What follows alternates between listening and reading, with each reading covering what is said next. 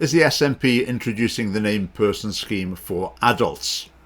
The aim of getting it right for everyone is to empower individuals and families by placing them at the heart of the decision making that affects them, addressing the need for a more personalised, integrated and accessible system of health and social care. I'm really excited to see where this co-design work goes next and truly believe with GIRFE, Scotland can get it right for everyone. So the new thing is GIRFE, which my spell checker always wants to change to giraffe. But anyway, GIRFE is the extension of GIRFE. GIRFE was getting it right for every child. This is getting it right for everyone. Getting it right for every child. Quick reminder what that was all about. So you've got a child with particular needs. Then a plan would be made of how to deal and how to care for them. And there would be a team of people involved, maybe teacher, social worker, doctor, etc. And in charge of this team would be the infamous named person who would coordinate it, share information among them, including some quite sensitive family information. For example, parents would have a voice in this process, but that voice would be, the team would have a listen to what they've got to say and then perhaps just completely ignore it. Then there was the idea of well-being concerns, which could be pretty trivial everyday things, but they end up recorded and shared around these professionals. So the problem with it is it really undermines the role of parents. Now, the spirit of the named person scheme is alive and well in Scotland to this day, in schools, in social work, etc. The legislation was killed off, but the philosophy behind it was definitely not. So this GIRFE project is taking this same philosophy and extending it to people at every stage of life.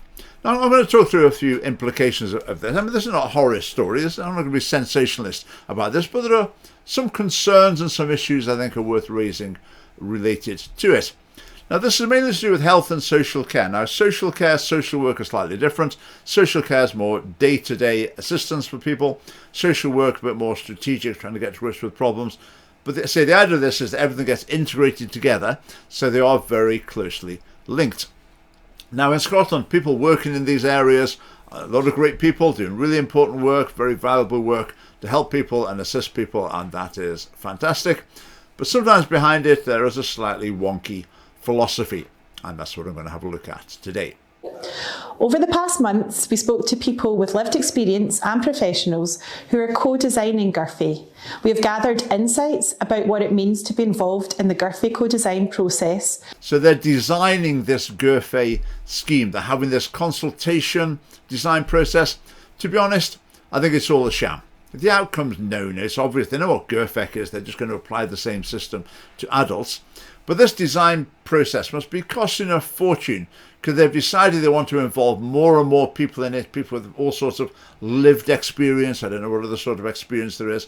And just people far and wide, more people involved, the better. Must be costing a fortune. And in the video there, they were talking about that they've been investigating what it means to be involved in the design process. I mean, what utter nonsense. What a waste of money, what a waste of time. Just get on and design it. Now, obviously, the course is already set. But what I didn't hear in this, I heard lots of, let's hear what this person thinks, this person thinks. I didn't hear much about, let's have a look at the evidence we've got. What's the hard evidence about what works and how this work comes out for people in the end? The evidence, hard evidence side seems to be missing. The everyone share what they're feeling side seems to be to the fore, as exemplified in the write what you feel on a post-it note and stick it on the board type philosophy. This national approach to improving outcomes for adults is focused on protecting and fulfilling rights at all times, promoting partnership by involving adults and families in shared decision making about their own care. This is the Scottish Government, obviously, so human rights have to be at the centre of what they're doing. But what do human rights add to this process? They add nothing whatsoever in any way at all, yet they have to say it. It's like their mantra. It's their touchstone of moral authority, but it adds nothing to the discussion at all. Getting it right for everyone, GIRFE for short, is about providing a more personalised way to access help and support when it is needed, placing the person at the centre of decisions that affect them. At the Alliance, we believe that individuals are the experts of their own health and well-being, and the voice of lived experience is crucial to inform national policies, campaigns and service design. So person-centred, inevitably, human rights and person-centred. Now the person-centred approach is tending to lead them to say to people who've been receiving care of various and support of various sorts, did you get what you wanted? Because they say people are experts in their own well-being. Well, that might be true to some extent. On the other hand, with some people you could say, well, your own well-being is not working out brilliantly. Perhaps there's things you've done that haven't been good choices that have led you to this situation. So in some ways we're experts in our own well-being, but in other ways we're not. Maybe you can make mistakes with regard to that and it results in problems developing in one's life. So sometimes how can we support you is the wrong way to approach a person. Maybe some people, not everyone, but there might be people for whom the best approach, the most fruitful approach, might be to urge them to get a job, stop taking drugs, take responsibility, look after yourself. How about thinking about other people a bit more as well? Now, some people, that sort of advice or that sort of exhortation is not going to be helpful at all because they're just not in a situation where they can do that. But a lot of other people, they are. Maybe that sort of encouragement, motivational approach might bear fruit. If you just listen to people's experiences, you've got a problem, what do you think of the help you were given? It's going to be quite rare to hear anyone say, well, what I really needed was someone to tell me to stop sitting around all day playing computer games, smoking cannabis, and then I wouldn't be depressed. But no one told me that. They just came and talked to me about how miserable I felt and got me some extra benefits. That was useless. Now, see, you're not really going to get that sort of feedback in this type of approach. So the person-centered approach, it's epitomized in the drug consumption rooms. So you go to someone who's addicted to drugs, how can we help you? What can we do to help? They say, oh, I'd like somewhere safe to take my drugs, please. So, okay, well, if that's what you want, you're the expert in your own well-being, that's what we'll provide for you. Not necessarily helpful.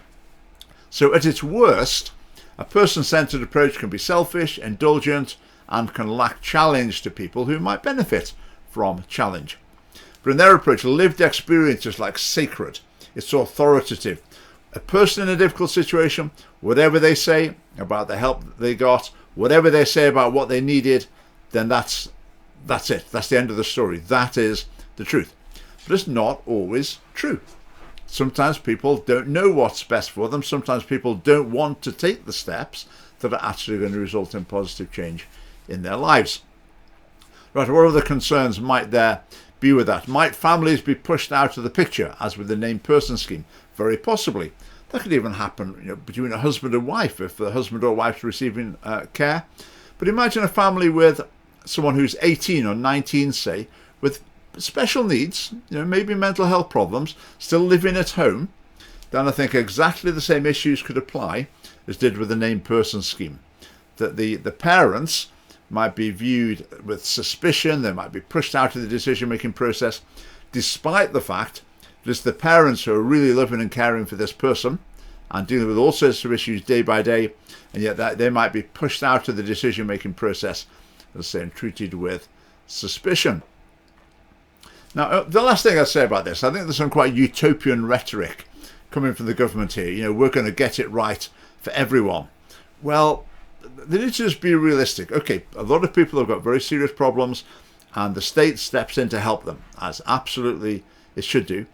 But all these problems, they can't be solved by paying someone to go and help. There's a limited amount of funds, so you can't just pay someone to be there like 24 hours a day, which is what might help some people. At the end of the day, the government's trying to pick up the pieces, but if there's not strong communities, or even more important, strong families, then often the government can step in and try, but ultimately it's not enough. It's not going to replace what people really need. So strengthening family life is the ultimate protective measure against the need, the demand for these sorts of services.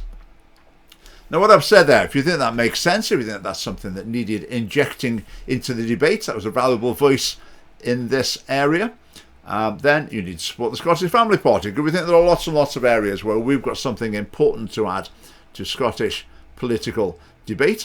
So do support us, And why not just like this video and subscribe to our channel, and that could be a good start. Thanks.